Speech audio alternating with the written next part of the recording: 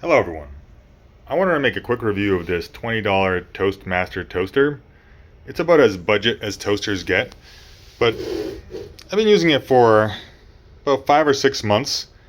It's clearly not the greatest toaster, and in fact, in many ways I do not endorse products like this because they're clearly made for just kind of single-time use and to end up in a landfill.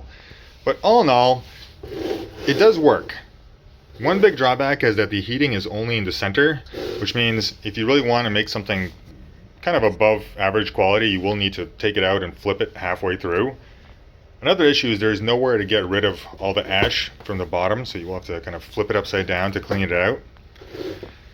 And, I mean, the whole thing, it weighs like as much as 1 can of soda or something, so this is like, it's just one of those products that it was clearly never made to last.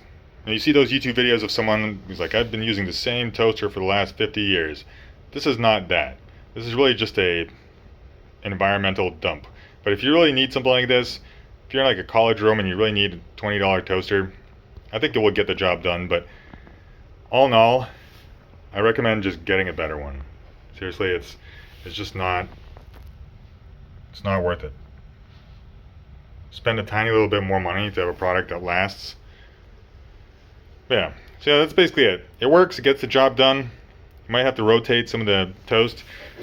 The knob that adjusts the toasting quality also feels just kind of super plasticky and cheap. And yeah, I guess it works. But seriously, don't spend money on products that are never made to last. Actually, I was incorrect when I meant it heated from the inside. It heats on the outsides, not the insides. So you can see here.